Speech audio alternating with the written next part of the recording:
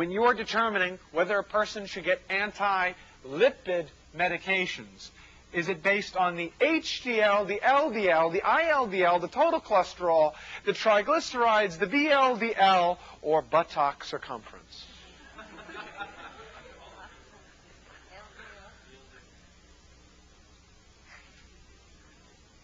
And no, it's based on LDL mostly. Triglycerides, nobody cares much about triglycerides because we don't know whether triglycerides are associated with disease or not. It's based on the LDL. So we'll tell you this person, we took away all of her risk factors and we gave her no risk factors. We gave her no risk factors. Let's not distract ourselves. Let's get rid of the aspirin, the allergy, and all that crap.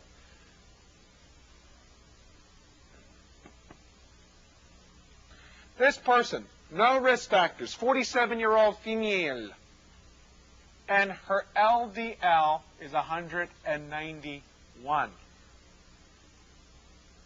What would you do next in the management of this patient?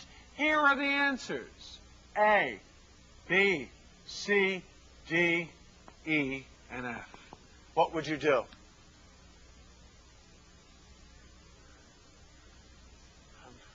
Looking at the number of faces, there are people like, A, it's A. The right answer should be you can't say anything. So I'm just worried a little bit too many people are out there going, is it C? The answer is A. Is it do nothing? B. Is it diet and exercise? Put them on the styrofoam and oxygen diet. Is it C? The statins, A, cholestyramine, niacin, or fibric acid derivatives, gemfibrozole, fibric acid derivatives, gemfibrozole, or clofiber-8, it 8 cholesterol, fibers, 8 cholesterol, clofiber-8, isn't that cute? 8 cholesterol, but fiber. Oh, yeah. What's the answer? You notice how we build the cases, step by step. I don't know which way you're going to get asked the question. I gave it right from the beginning. Oh, what's the diagnosis? If they give you nothing, reflux disease. Oh, we gave you a whole bunch of past medical history, coronary disease. Doesn't change the best initial test anyway, which is always EKG. The EKG is normal, the next best test, stress test. Stress test is positive, what would you do next? Stress test negative, I'd probably be exploring reflux. Now, we've given the best initial therapy. Now what would you do? Now what would you do? The importance of this is that the primary difficulty you will have in the evaluation of patients as well as answering questions is not the individual data, it will be the order in which to use it. The difficulty is that you have all of the data in your brain in a large, unorganized collection of data. You're a cesspool of information. What's next? What's next? What's next? Ordering. Old-style questions, which some of you may study from old books from 10 and 15 years ago, 1,000 MCQs to pass the MRCP, are worthless because they have little fact biopsy questions. What's the most common side effect of beta blockers? What's the treatment for Prinz metals? They don't do that. Questions are going to be like this. Clinical context. Maybe she's allergic to aspirin. Maybe she's not. Maybe she has this presentation and no risks. Maybe she has this presentation and a lot of risks. Evaluation, analysis, synthesis. Little fact biopsy questions are not the answer. If you look at your question books, I get asked all the time, what's the right question book? What's the right question book? I'm happy to say I've achieved enough notoriety that I now have false statements attributed to me on various websites when people want to sell books. Conrad Fisher says this is a good book. I'm like, that's cute. That's a certain level of establishment. People can lie about me. The point is, the best book and the best questions is you go to Barnes & Noble's and you sit in the bookstore and you go through the books and you see which of them has rather long stems, don't ask negatively worded questions, and ask you to think and interpret. That's a good book. That's the right book. Which book is that? Anyone that does that. So here, this is going to be the theme with all of it. Now, I'm not here in your surgery and your peds and your OB and your psych section, so you're going to have to take the same principle of analysis, interpretation, what's next, and apply that to all the sections. Right here. What's the next best step in the management of this patient? No risk factors, 47, normal EKG, already on these meds. Diet and exercise is definitely the most common wrong answer. Oh, I know. I'm in California, and that's their answer to everything. So, yeah, in California, I'll have a grapefruit and go running. Grapefruit and rollerblades. No, it's not diet and exercise. It's statins. It's statins. It's statins. Now, when you're going to start a medication, it's always statins first. When you're going to start a medication, it's always statins first. Sorry. It's always statins first. When you're going to start a medication. When you're going to use one, you always answer statins first. Now, there's 4 separate types of drugs here. Which of these drugs will lower the total cholesterol? All of them will lower the total cholesterol. Which one of them raises the HDL? Which one raises the HDL? Niacin? No. All of them. All of them. Wait. Hold back. Let's see again. All of them. Wait. He said niacin. Wait. I know what he was thinking. Can you tell what he was thinking? Watch. Which one of these drugs raises the HDL the most? Niacin. He thought I meant the most. But I didn't say that. Which one of them raises the HDL? All of them. Which one of them raises the HDL? The most. Niacin. Which one of them lowers triglycerides?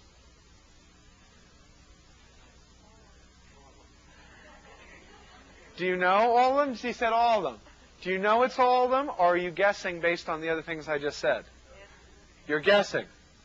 You can call it guessing, or you can call that principle. And the answer is, that's the whole point. You don't know. She said all of them. Which one lowers the triglycerides? All of them. And she's right, even though she does not know. Oh, you don't get the significance of this. You can sit there and read notes and read books for forever and take a half-a-gallon intellectual enema. Okay? You know how it goes. I'm studying. You run in on test day.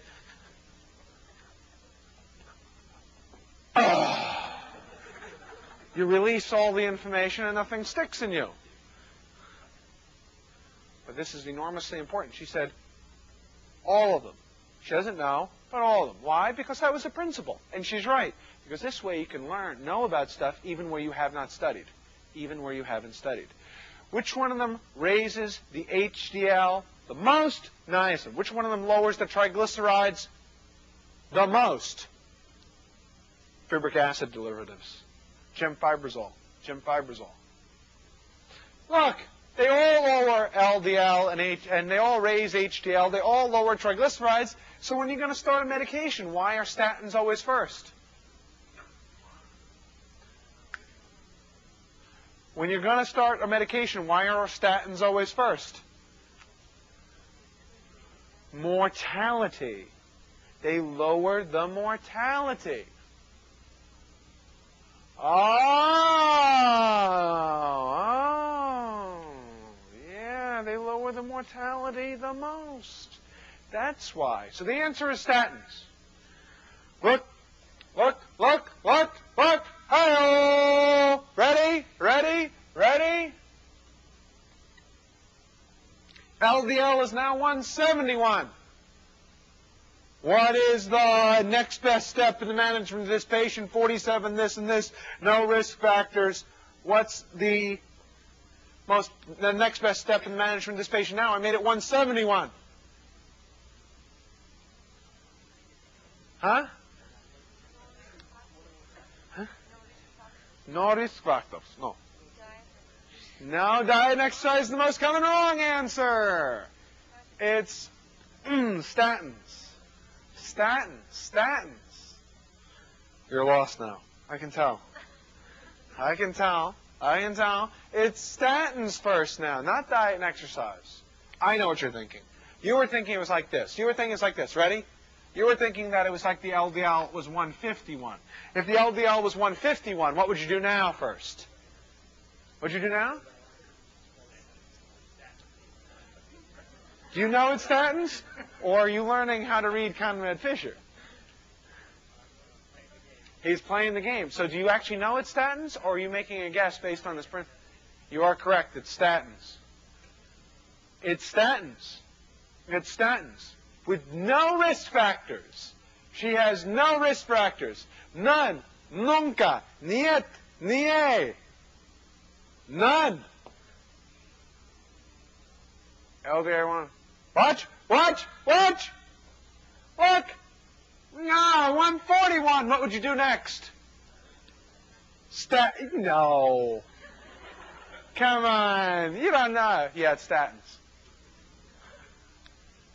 131? Statins.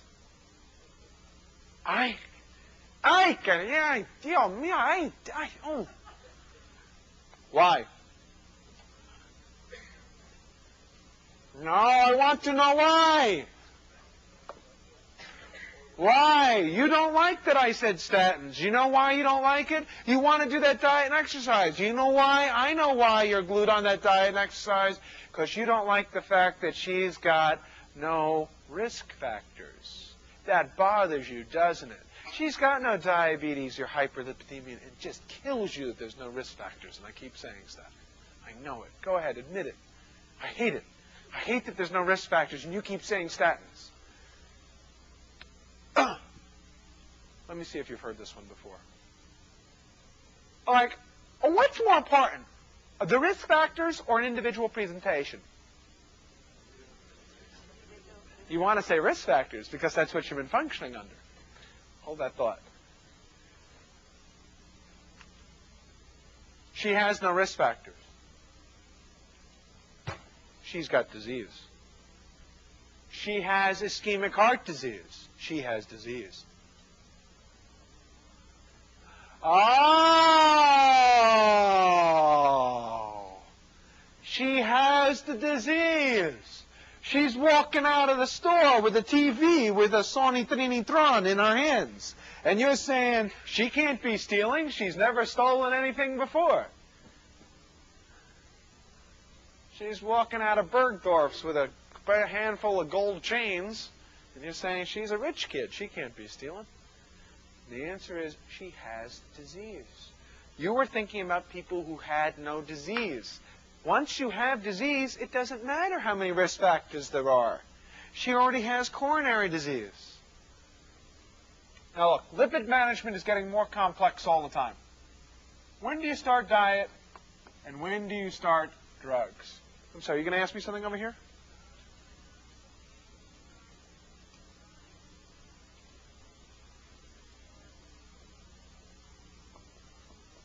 You do start something that's benign, and statins are pretty benign. You would start diet and exercise first. I know. Right. You would start diet and exercise because the diet and exercise only prevent the disease. When you already had it, it's kind of like, somebody has already shot themselves in the head with their own gun, and you say, don't you think you ought to go to a gun safety class? You know what I'm saying? Watch out for that. Bus. No. When you have less than one risk or one risk, do you start diet at above 160 of LDL, and you start drugs above 190 of LDL. When you have greater than a tinkle of 2 risk factors, diet above an LDL of 130 and drugs above 160. But when you have coronary artery disease, when you actually have the disease, you start diet above 100 and drugs above 130, and you got to get that LDL under 100. As a matter of fact, a lot of people would say that you should put her on statins even if this LDL is 101. Although technically it's a little controversial in between 100 and 130. But they're not going to do that for you. Well, you see, what they're going to do is what I just did for you. They're going to give you a person that says she's got coronary disease and she's got an LDL that's usually high. Because they know a bunch of people are going to say do nothing because she's got no risk factors, and a bunch of people will say diet and exercise because she's got no risks. When you have ischemic heart disease, you definitely start drugs above an LDL above 130, and you drive it down to under 100. Clear?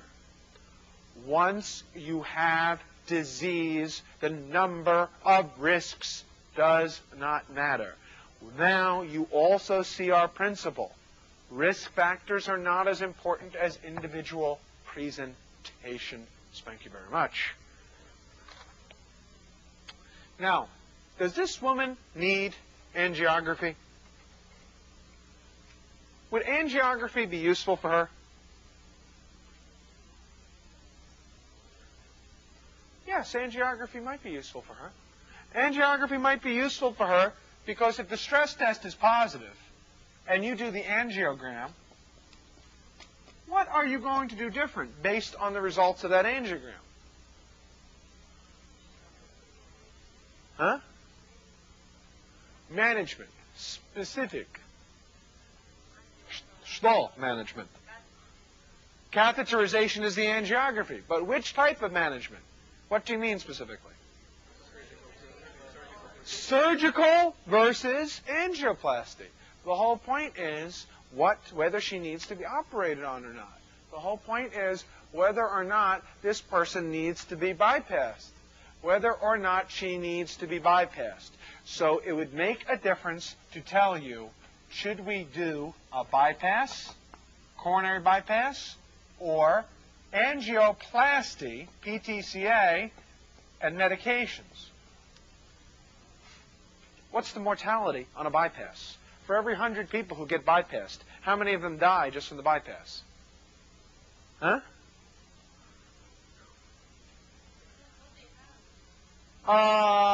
Just for routine asymptomatic people with bypass, they have mortality. Surgical mortality is, I don't know, 1 or 2%. Let's say 1%. Okay, so let's put it this way. What do we have? Is Marley in here? Oh, you're here? Marley, what do we got in the room? About 80 people? 75? 87? 87 people. So 1.2% mortality would mean one person in this room is going to get killed in the next hour. You say, don't worry, it's only one of you. It's only 1%. Stay in the room. Don't worry about it. You know, like, I don't think so, right? One of you is going to be shot in the next hour. It's only 1% mortality. 1% mortality, 1% mortality only seems small when it's not your mortality. When it's your mortality, it's 100%. Okay? So 1% mortality is only small when it's the other guy who's dying and not you. So if the answer here lies in this. I could bypass one vessel disease and relieve symptoms. I can make your chest pain go away. But the point is, it's better to be alive with chest pain than dead with no chest pain. So I can bypass you and kill 1% of people. You know how many thousands and thousands of bypasses there are done every year?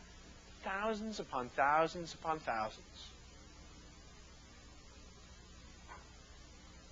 So you bypass them if they have very severe disease, which is either 3-vessel disease or left main. Good. Fill in the blank. I like that. Left, you go main. Okay. I go 3, you say vessel. That's nice. That's nice. That's nice. Okay. And PTCA is 1 or 2 vessel disease.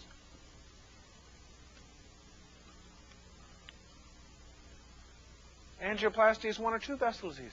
That's why you hear about these patients, right? They say, Oh, Uncle Richard, he had triple bypass. Aunt Kate, she had quadruple bypass. David Letterman, he had quintuple bypass. Nobody says, my Diego, he only had single bypass. He'll save up. Maybe next year he'll get more. Only had one or two. You never hear anybody say that. And that's because nobody gets bypassed for one or two. Nobody gets bypassed for one or two. You only get bypassed if you have 3 or 4 vessel disease. You don't get bypassed for small amounts of disease because no one has demonstrated a decrease in mortality. Let the mortality difference drive you. Let the mortality difference drive you. Let the mortality difference drive you. How do I know what to do? You're like this. How do I know what to do? I was in obstetrics. I never was in this knowledge base. I used to work with just this very nice, small, tight knowledge base. I don't know anything about this. I was in orthopedics. I don't know anything about this. How do I know? They all look good to me. Beta blockers, calcium blockers, whatever. It's all that cardiac stuff. It's all okay to me. No. What will make me live? What will make me live? What will make me live? That's the answer. A guy comes with chest pain. He's got nausea, vomiting, shortness of breath, diaphoresis, sense of positional pleuritic tender. Positional pleuritic tender. Cholesterol question. Americans love lipids. We love lipid management. It's everything for us. We just love the whole thing. Lipid management. You can do a whole bunch of things on risks. But I'll tell you, this is a very complex chart for people, and it's getting more complex. I talked to a guy who's another one of the teachers. He's so smart, he makes me look like I have Down syndrome. And he told me it was too complex for him to understand anymore, and he's getting a computer to figure it all out. So at step 2 level, what do you need to know? They're either going to give you one of 2 types of people. The person with coronary disease who's got an LDL above 130, just look for that. Did I have an MI? And remember, for coronary disease, coronary artery disease, so it's either going to be this person with a very high LDL or someone with very little risk factors. But coronary disease is the same as having an MI, is the same as having angina, is the same as having unstable angina. They all mean the same thing. You have disease. This is what you do to tell who's going to live longer with a bypass. Okay? And the only other thing is, remember that nitrates don't lower mortality. Digoxin does not lower mortality. I want nitrates to lower mortality. You want nitrates to lower mortality. We all want nitrates to lower mortality. And maybe they do. The problem is, no one's ever shown it. And that's the whole issue of evidence in our medicine. Really, you're killing me out here, baby. Okay. I'll leave you a little something in my will for this. All right, next case. 64-year-old testosterone tumor-possessing person with a history of hypertension and hyperlipidemia comes to the emergency department with chest pain. And this chest pain is going to his neck and his arm for the last 1 hour. It's going to his neck and to his arm. He's sweating. He's short of breath. He's got an S4 gallop. He has diaphoresis, a sense of impending doom, and Levine's sign, he says, "Oi, does my chest hurt? I feel like I'm going to die." It's an older guy, postmenopausal.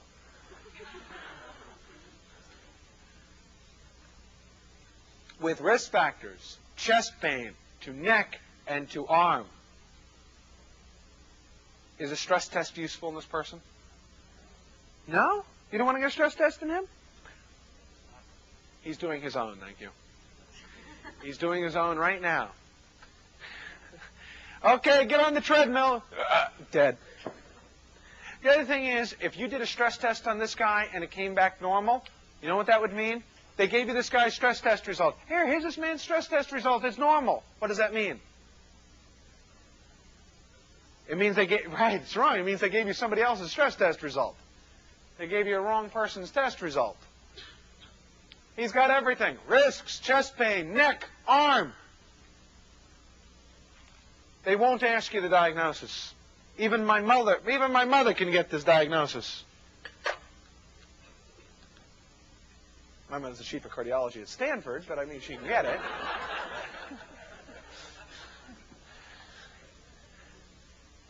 And they won't ask you what the best initial diagnostic test is either.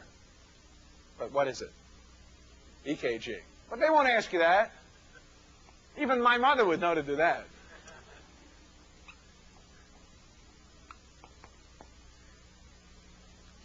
And the EKG shows ST segment depression in V2 to V4. What is the next best step in the management? What would you do? Oxygen? No. Did it say shortness of breath? We got you to say oxygen number 4 for the shortness of breath. Now you want to say it for everything. Shortness of breath, oxygen. Chest pain, oxygen. Hemorrhoids, oxygen. 2 liters rectal cannula. No, I understand what it is. Before we finally got you to say oxygen, and now you want to use it for everything, but you can't. Not oxygen. Why not oxygen? There's got to be a reason. I'm idiosyncratic, it's true, but very sincere. Why is it not oxygen? What? The point is well, it'll get to the heart. But the point is, look, he needs oxygen. You should give him some oxygen. Why not? What? It's not going to... Sure, it'll help. Well, it won't help him lower his mortality, but it'll help him look like he's in the hospital. George Clooney is his doctor. He's on ER. It won't lower his mortality or help his cardiac problem. Now, what you said about it not getting to his heart, that's not a bad idea. Because, you see, it won't get to the ischemic myocardium. Because no matter how much oxygen you give, it's still not getting our thrombus out of our left anterior descending artery. Did you break up the clot in his artery? No matter how much oxygen I gave him, that clot was still in the coronary. I don't know what happened. I kept giving him more and more oxygen, and there was still a thrombus in the left main artery. What am I going to do? Oxygen doesn't lower mortality. Also, these people are not hypoxic in the sense of a low arterial PO2. Come on. Double click on the brain icon. Thrombolysis is exactly the answer I'm looking for, because that is definitely the most common wrong answer. Oh, may I have another one? Thank you very much. Like pledging a frat, okay? It's good, okay? It's good, okay? Oh, that hurts even you, doesn't it? I know, it hurts. Why not thrombolytics? Not thrombolytics. Not in this patient. Not in this patient. Not in this patient. Comes in with 2 millimeters of XT segment depression. Yes, he should get oxygen. Doesn't lower his mortality. Thrombolytics doesn't lower mortality in this patient either. Aspirin. Hey, what are you paying for this yourself? Yeah. Aspirin. But what if he's allergic to aspirin? What would you give then? Diclopidine or clopidogrel. If he's allergic to aspirin. Aspirin. What else should everybody get in this circumstance? Nitrates. How much does nitrates lower mortality? It doesn't lower mortality. It helps relieve chest pain, though. It increases blood flow to the heart. You'd still give it. What else should everybody in this circumstance get? Beta blockers? Why, yes, beta blockers too. Because in this circumstance, beta blockers will decrease mortality, but no thrombolytics. What's the diagnosis? A guy comes and he goes like this. Hi, I have real chest pain. Don't get a stress test on me. It won't change anything. I don't have a question. It's real. Besides that, chest pain is a contraindication to doing a stress test. Yes, oxygen, fine. Give oxygen. Oxygen, it's like oxygen, morphine, that's fine. Analgesics, that's fine, but they're not the most important thing. Aspirin is your answer. Okay, what's the diagnosis? Unstable angina or myocardial infarction? You do know. It's unstable angina at this time.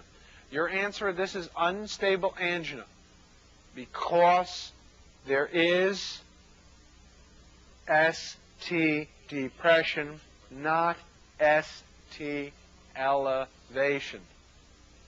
If there's ST elevation, that's the best you're going to do to tell if it's an infarction now. Aspirin, nitrates, beta blockers, because there's acute pain, oxygen, and morphine. That's the point. That's the point. It's this that matters. ST depression, or if it's normal, it's not an MI right now. You can't say it is anyway. Here's the other issue. What else does this person get? Medication that lowers mortality.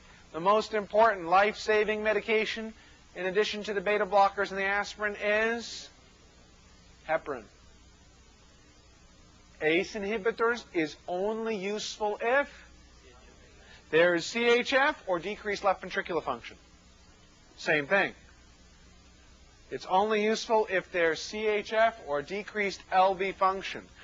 You use heparin because it's unstable angina. Here is the story.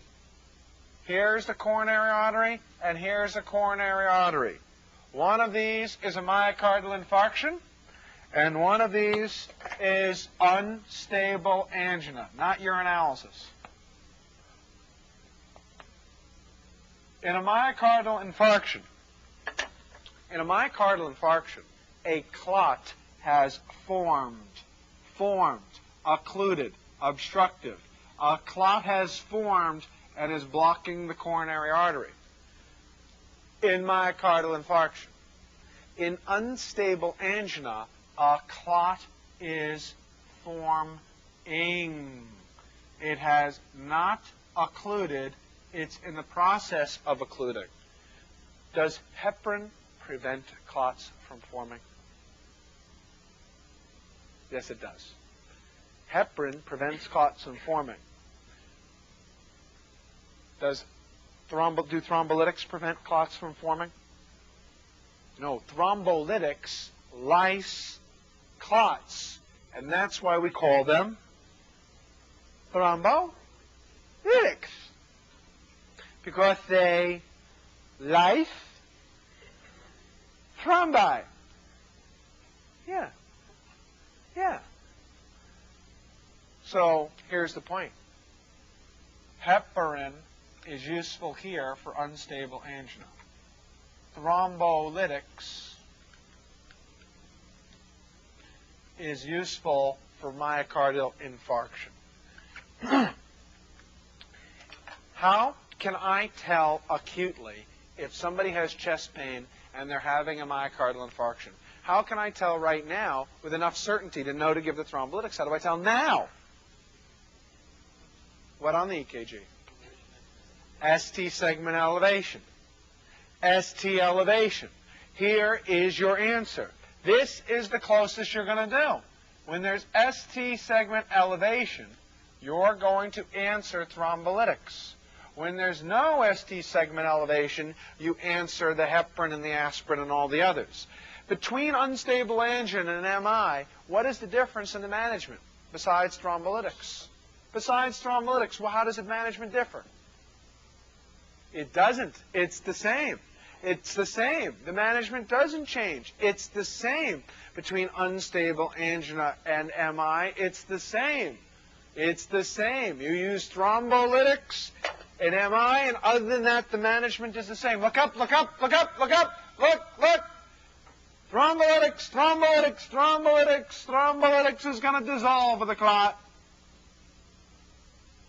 And then heparin afterwards will keep it open. Thrombolytics opens the clot, and then heparin afterwards can be used to keep it open.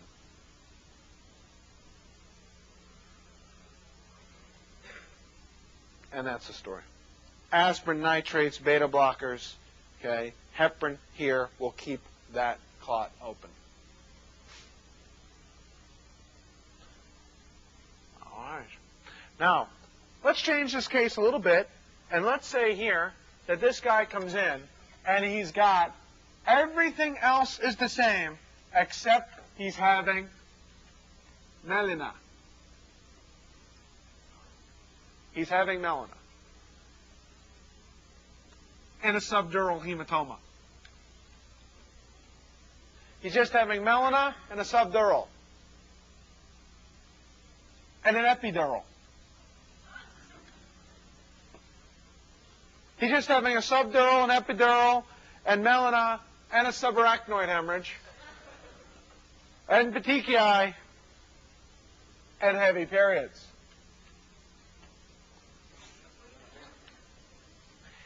Everything else is the same. What would you do? Don't give heparin. You got it. That's nice, but what you going to do? That's what you're going to not do. I mean, how are you going to be in a restaurant? What would you like tonight? What would you like to do for dinner tonight? Oh, well, I have, well, not beef, not chicken, not fish. Yeah, but what do you want to do? Don't tell me what you don't want to do. Tell me what you want to do. You know what I'm saying? So a person comes in, and he's got subdural and epidural, subarachnoid, melena. What will you do differently? Huh? Platelets. That's sort of a haiku of an answer. Platelets. Platelets. That's like Cher, Madonna. You know what I mean? One-word answers, you know. Michelangelo. What, you give platelets? No. Secure the airway. That's the other thing. Is what is that? You always secure the airway. You never unsecure it, right? A, stabilize the patient. B, destabilize the patient. I didn't say anything there about there being a problem with airway. So you don't want to say something about airway. I didn't say there's a problem with airway. I did, however, tell you that there's chest pain and a major contraindication to the use of thrombolytics, and that's what I did tell you. So I told you there's chest pain, there's ST segment elevation or depression. It actually wouldn't change the answer.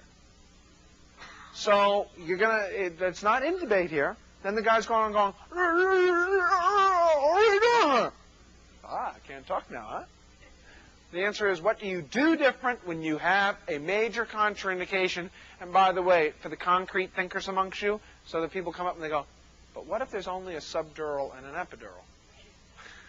The point is, any one of these, when you can't give heparin and thrombolytics, what do you do for unstable angina and MI when you can't give heparin and thrombolytics? And the answer is, what?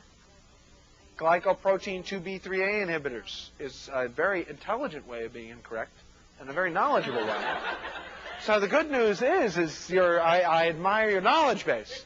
So the good news is that the glycoprotein 2B3A inhibitors, abscimab, eptifibatide, tirofiban, like somebody's sitting around, getting the intellectual volvulus thinking of those names, okay? Like the twisted the stalk of your fourth ventricle on that one. But eptifibatide, tirofiban, and abscimab all are antiplatelet drugs and can make you bleed. Oops. Let me phrase it just like this. They won't phrase it like this on the question. They'll phrase it like I'm phrasing it. But let me tell you how you're used to learning, and you'll probably be able to answer it. What do you do to, okay, I'm telling you, I'm going to do it like this, but it's misleading because you're not going to get a question like it. The question is really saying, what can you do to open coronary arteries when you have a contraindication to thrombolytics? What can you do acutely to open the coronary? Stent. Angioplasty and a stent.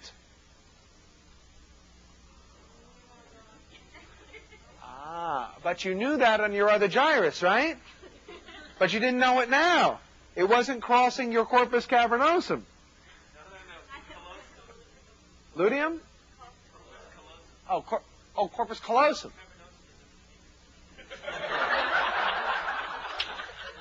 Cavernosum is in the penis? I'm sorry. Thank you for that. Corpus, film. Okay. I'm sorry. I got that confused. The corpus callosum is here. And where's the corpus cavernosum? I'm sorry. I didn't cross. Okay. It's usually the part they edit out. All right. So the point is that on one part of your brain, you know, don't use thrombolytics when you're going to bleed. Angioplasty can be done to open the vessel. I have essentially told you that. I've told you that this person is occluding their vessel and you can't give a thrombolytic. How else do you get that vessel open? It's like this. Your left ventricle's being strangled. I can use thrombolytics to dissolve the clot. But what happens when the thrombolytics are dangerous? I use anything I can get to get my hands off the person's neck. That's called the clot in that vessel. You want to think of myocardial infarctions more in your brain the way you think of a pulmonary embolus. Except not quite, because it's an arterial structure. And that's why you're using aspirin. But think of it more as like a clotting disorder, like someone who's got a pulmonary embolus. And the basic issue is, what can you do to relieve that clot? Unstable angina, aspirin and heparin.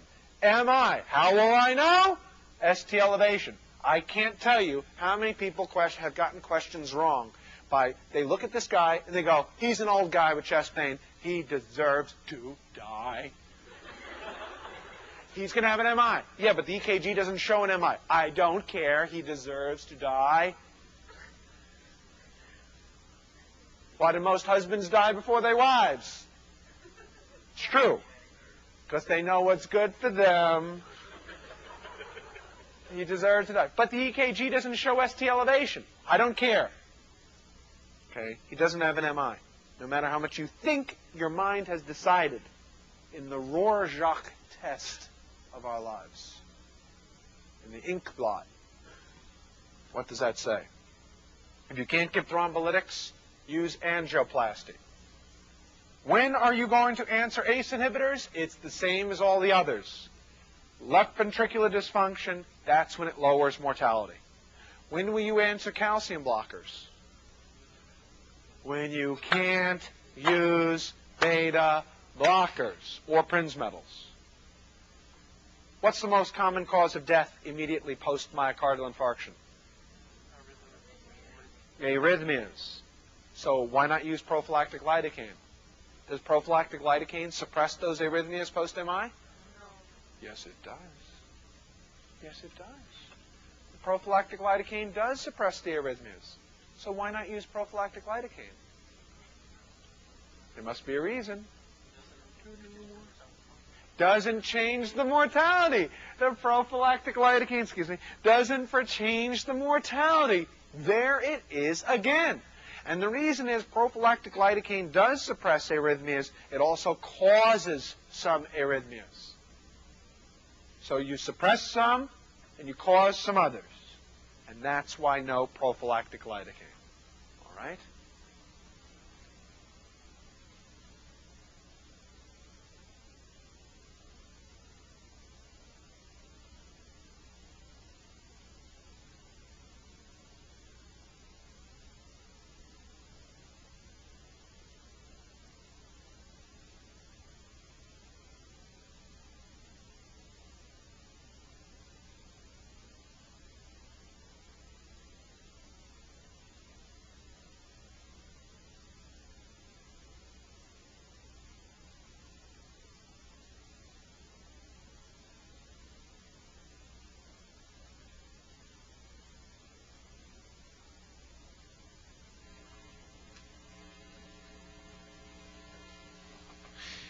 All patients who get angioplasties also get a stent to keep the blood vessel open.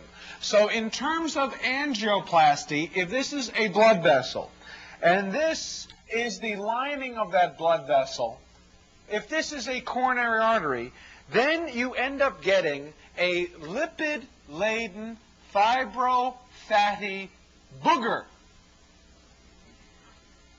which we call an atheromatous plaque.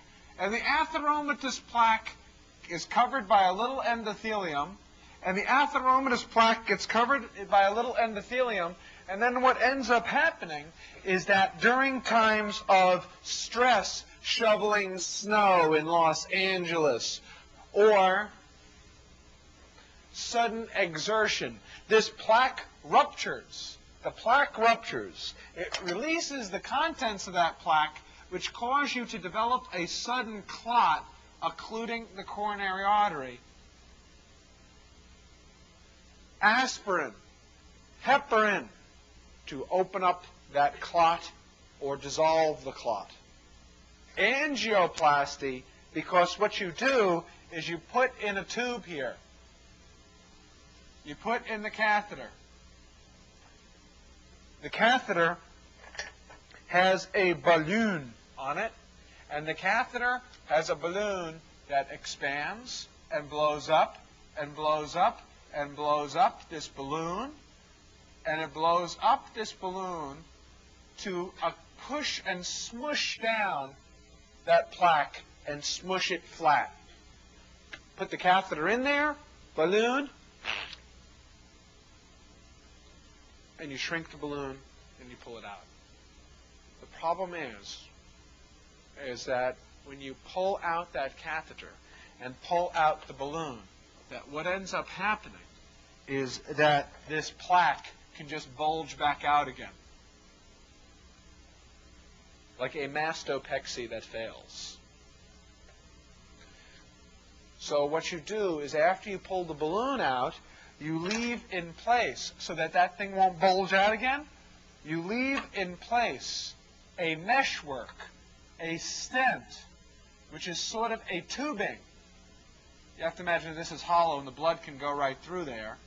But you basically leave in place that if we saw this vessel from the side here, or cut it on end rather, that this would be on the inside of this coronary artery. It would be a tubing that you put in the coronary artery that basically is a tube within a tube to keep the vessel open.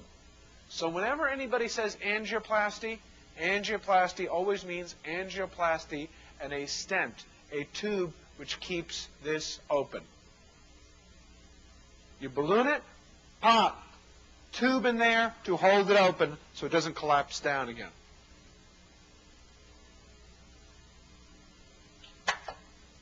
Roll of toilet paper. There is a stent through the middle of the roll of toilet paper that keeps it from collapsing down. Oh yes. Angioplasty and a stent. Now, here, in terms of diagnostics, you'll notice that I skipped right over CKMBs. You'll notice I skipped right over troponins. And there has to be a reason. First of all, why did I skip over CKMBs and troponins?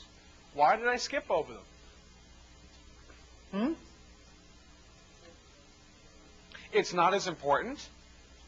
The other thing is that troponin level and the CKMB level at the beginning won't change my therapy. It won't change my therapy. It won't change my management.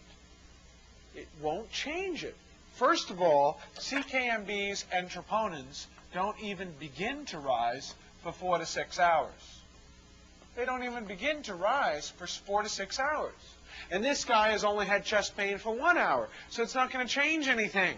The other thing is, what if I change it? Look, look, look, look. And I say he's had that chest pain for 7 hours.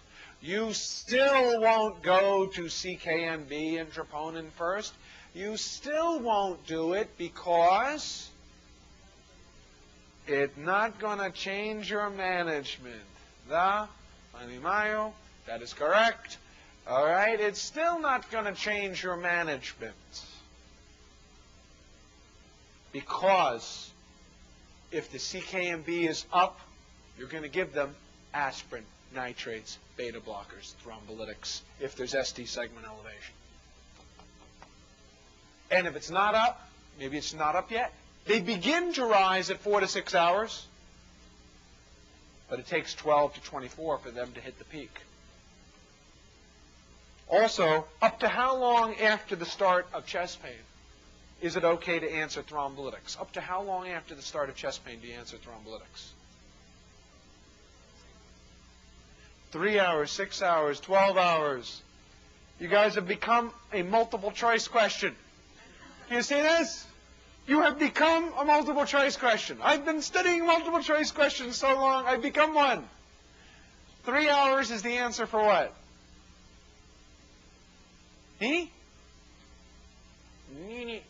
What disease? Stroke. 3 hours with a stroke. 6 hours is your answer for what? Nothing. 12 hours is your answer for MI. Used to be 6, now it is 12. Used to be 6, and now it is 12. So the answer is that you only use the thrombolytics for up to 12 hours. Up to 12 hours. So it doesn't change your initial management. Now, the other thing is, what is the difference between CKMB and troponin? One is that CKMBs only last 1 to 2 days, and troponins last 1 to 2 weeks. That's one thing. CKMBs will last only 1 or 2 days, whereas troponins will last 1 or 2 weeks. That's one issue. The other issue is, what is the difference between these two things? CKMBs and troponins, and what's the difference? How'd you get into the front row? This guy's been moving and squeezing in and out. Okay. He'll be up sitting up there next. There you go. Okay. All right. So what's the difference? Well, they're both very specific. CKMB is pretty specific now, isn't it? So yes, you're right. I love it when you say that. Okay, CKMB is very specific, but the thing is that troponins are even more specific. Troponins are even more specific. CKMBs are 97, 98, 99 specific. Troponins are 99.9% specific. You see, the thing is, your uterus still makes a little bit of CKMB. But your uterus does not make any troponins, correct? So it's possible that you might be having a uterine defect that caused your elevation in CKMB, but you can't have a uterine defect causing a troponin elevation. Is that right? That is right. All right, so the uterus can still make a little CKMB, but no troponins. That's the other thing about it. It is totally specific. When are you going to answer an LDH? When are you going to answer LDH for MIs? When you see that, it's never. The LDH is in the Department of Medical Archaeology at the Smithsonian Institute, right next to alpha-methyl-dopa, reserpine, and trimethophan, and the other clonidine, right next to all those. Department of Medical Archaeology. Okay, it's always going to be wrong. Okay, thrombolytics up to 12 hours after the onset of an MI. CKMBs and troponins should be done, but they'll be in the answer, but it's not right because they're not the next most important step. When a guy comes in with chest pain and an EKG abnormality, we're not going to wait around here for this guy to develop enzyme abnormalities. And the reason that we're not going to wait around is because the mortality benefit with thrombolytics, is enormous in the first 1 to 2 hours. You can have up to a 50% reduction. You can have up to a 50% reduction in mortality within the first hour.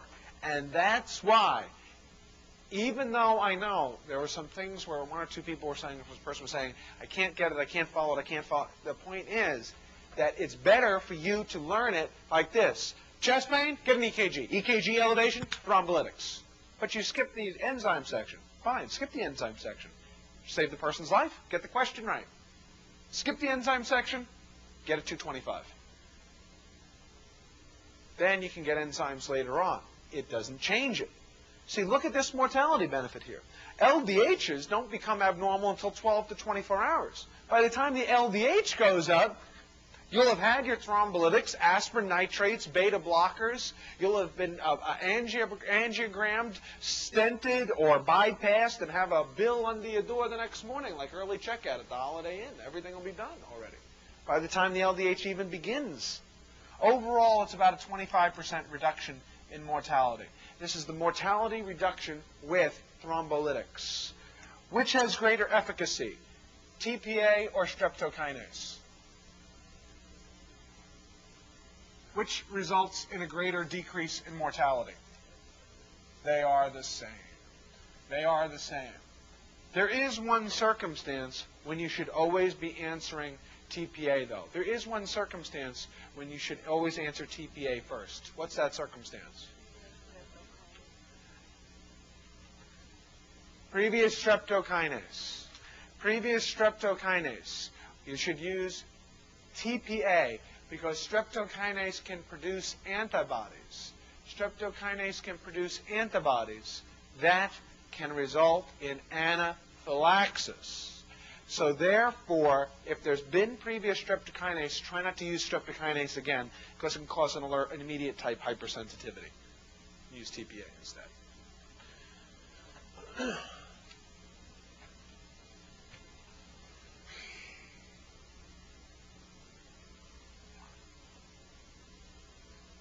"65-year-old man is in the intensive coronary care unit at your hospital. He had, past tense, an inferior wall myocardial infarction last night."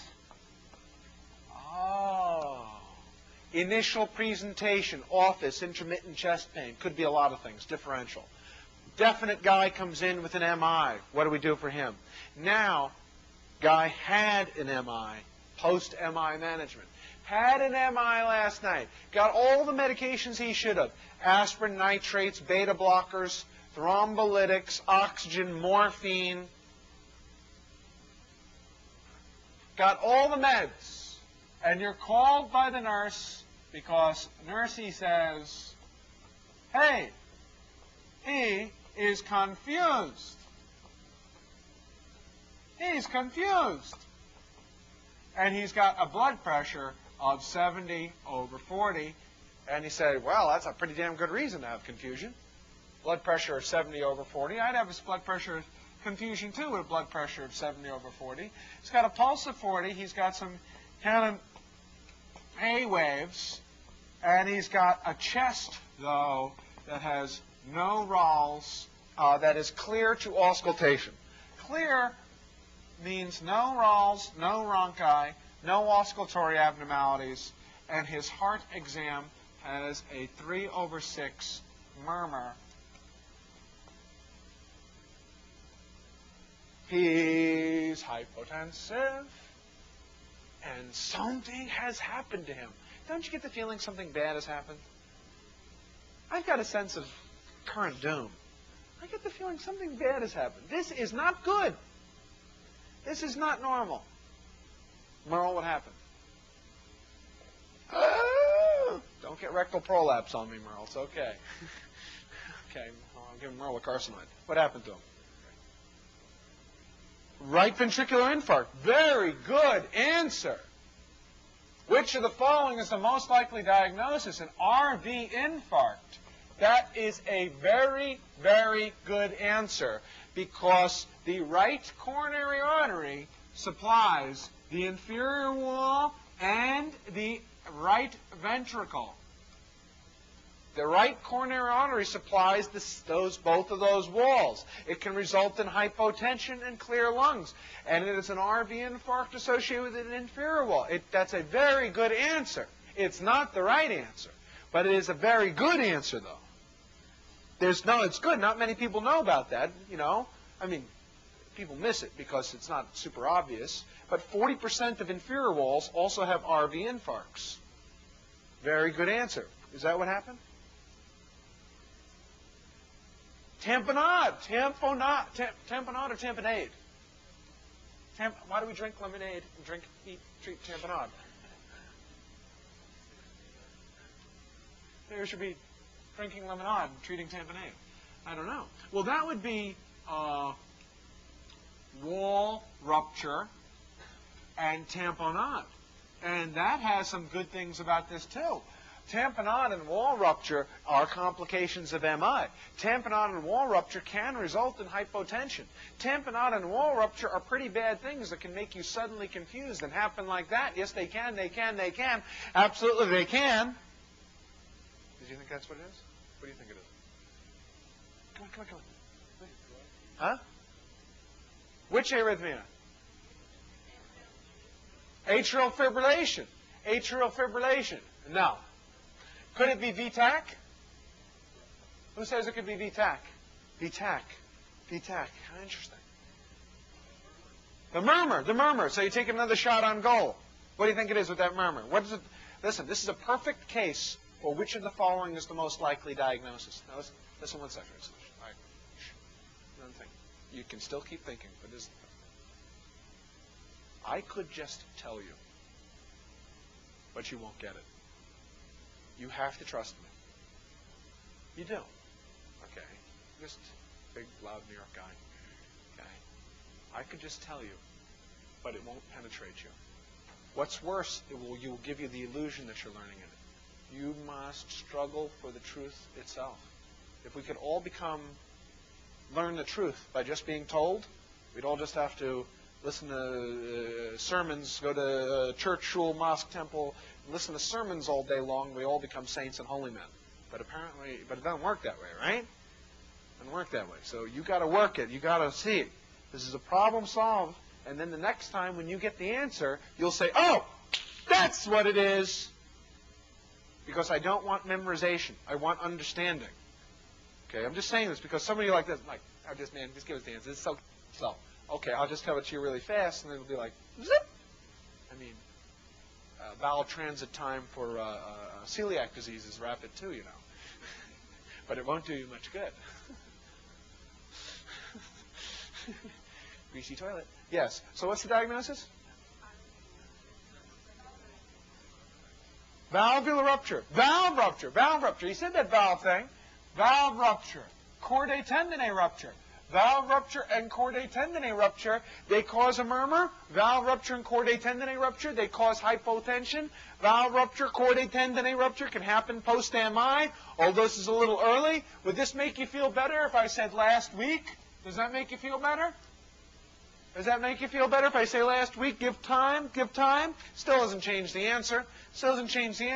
This case is the original case. I mean, the original case. 1826 publication date at the University of Dublin. The original case. Okay, 1826 and 1846 in Ireland. And none of those are the answer. They're impossible. Now, he said before about extension of the infarction to the right ventricle and the extension there, and I said it couldn't be, although it causes hypotension. What about extending it onto the anterior wall and simple cardiogenic shock? Could it be that? Could be cardiogenic shock? And the great thing about this is that it's completely and utterly impossible for this to be cardiogenic shock. In other words, extension of the MI. Extension of the MI. In other words, it was his inferior wall, now it's his anterior wall. It can't be. It's impossible. Impossible. But the answer is in front of you. What the answer is staring in front of you, but you don't see it, and that's the exercise. You'll have to see, because the point is that I could tell you, but you're not even seeing it, and it's in front of you, right there, but it's not connecting because it's not going across your corpus.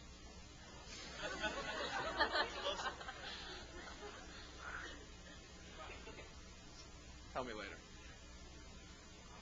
Cardiogenic shock. First of all, when I was in medical school and you had shock and acute congestive failure and valve rupture resulting in acute congestive failure, when I was in medical school and those valves regurgitated, they used to have the blood regurgitating into the lungs.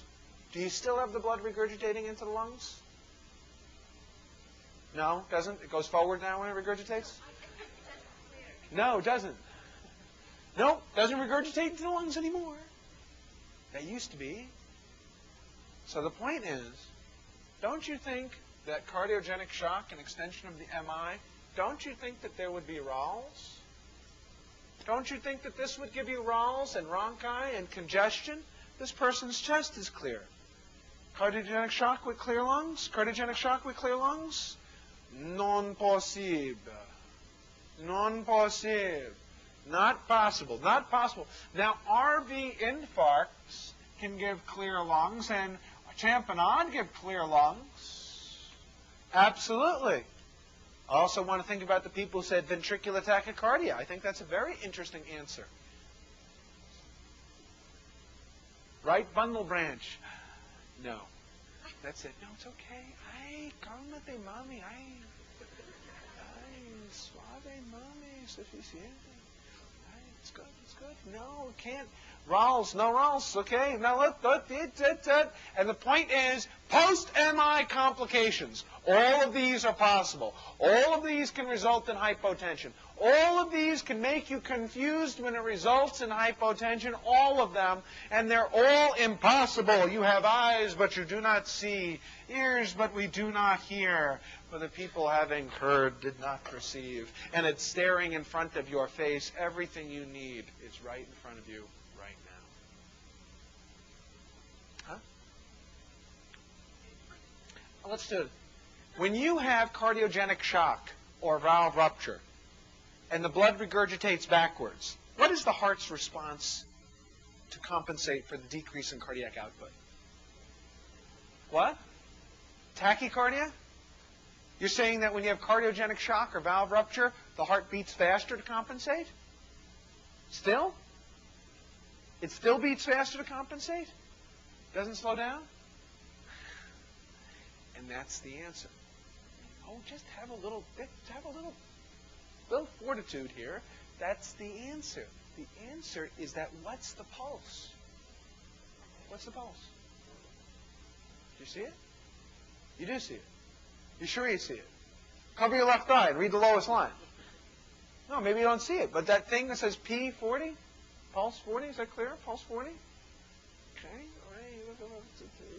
I've got two heads on. Pulse is 40. The pulse is 40. This is bradycardia. Bradycardia. Tamponade with bradycardia? I don't think so. Okay. Wall rupture, tamponade, hypotension, bradycardia? Nuh-uh. Nuh-uh. Don't get bradycardia. No. Cardiogenic shock with bradycardia. No. I'm not quite sure where this is landing on all of you, about this sort of stuff, like you think that I mean, do you think I'm some sort of shallow, self-centered narcissist that I need for you to be wrong in order for me to feel good about myself? Is that what you think? Well, it's basically true. It's true. No, but I'm not sure. I mean, it's good to see where you're wrong about stuff. It's like, oh yeah, so don't get so fussy. Don't be so fussy. The angels fly because they take themselves lightly. It's good. Oh yeah, pulse of 40 and I didn't see it. I'm an idiot. Yeah, pulse 40. And tamponade with bradycardia. Yeah, and cardiogenic shock with bradycardia too. And cardiogenic shock with clear lungs and bradycardia. You know what? Look, watch. Tamponade. Or RV infarction. Watch, watch, watch, watch, watch, watch. Cardiogenic shock. Or valve rupture. Cardiogenic shock. Watch, watch, watch. Valve rupture, cardiogenic shock. Valve rupture, cardiogenic shock. Complications of MI all cause hypotension. Hypotension can cause confusion. What is the pulse? What is the lung exam? Then is there a murmur? And you get all of them. Watch. Be careful. Be careful. Because all you have to do is change one digit. Up, bradycardia. Up, tamponade. And the thing about that will be is that when you should be putting on a pacemaker and you end up doing pericardiocentesis, that's going to hurt. Okay? So that's the thing. Bradycardia, hypotension, Canon A waves can only be one thing. It was described 175 years ago at the University of Dublin by two Irish guys named Stokes and Adams in between pints of beer. Now tell me how two Irish guys in between pints of beer and between pints of Guinness describe third-degree complete heart block without an EKG. How did these guys describe an electrocardiographic finding without an electrocardiogram? Auscultation. Well, the problem is that the stethoscope had only been invented 7 years before by Laennec in France. Okay? And the stethoscope was what you and I would think of as an MRI. Hey, did you hear they got the new stethoscope installed at the medical school? Wow, yeah. Yeah. So the point is, bradycardia, Canon A waves in the neck, boom, boom, boom. And I would say hypotension, except there was no such thing as a blood pressure cuff. Isn't it interesting? Lightheadedness and syncope. Lightheadedness and syncope. Canon A waves, bradycardia.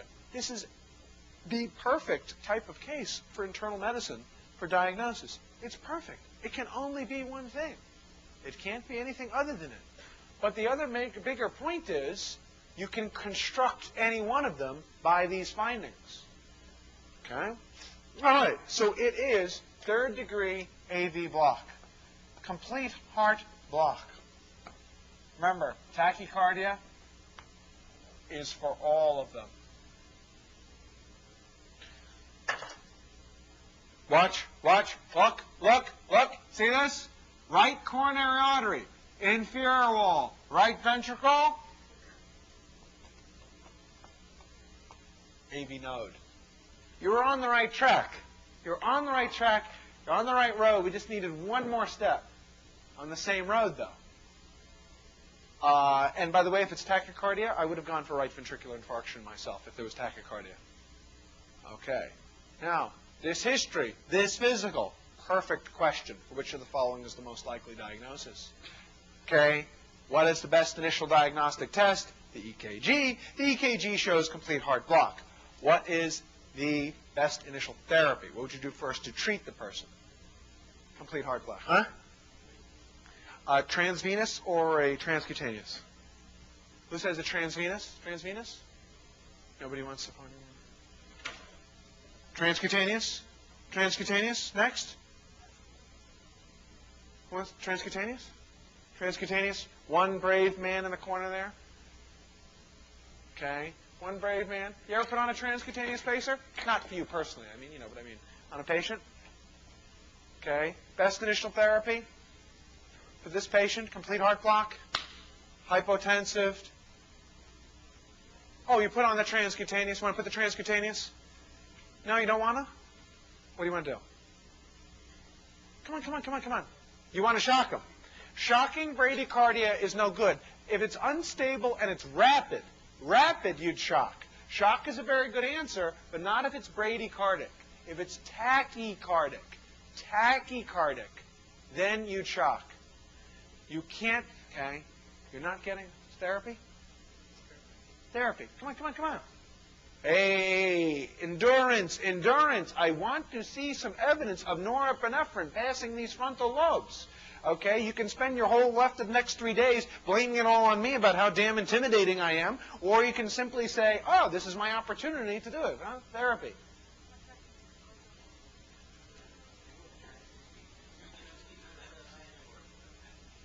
Transcutaneous and planned for transvenous. Okay, so we put the transcutaneous on. And it puts this paddle here and this little patch here. And it sends electrical impulses through the chest and captures the heart and contracts the heart. But the problem is that transcutaneous, of course, also makes all the muscles contract in the chest as well. But the guy's feeling much better, and he's sitting there at the transcutaneous. So you say to him, how are you feeling since the pacemaker's on? Are you feeling better? And he goes, oh, yeah, I feel much better because my heart rate's faster. My heart's been captured. My pulse has gone up by 25 points. My IQ has gone up by 25 points. And my cup size has gone up from B to a C, a full cup size over the last 2 hours, too. He says, well, you know, we could have just given you a little milligram of atropine.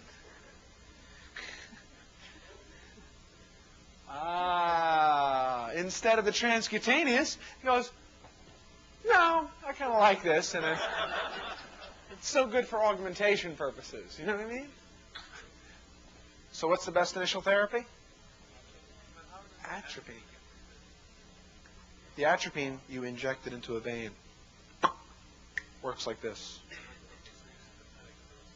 Atropine, your sympathetic is blocked. You block the parasympathetic is blocked, and you have only sympathetic.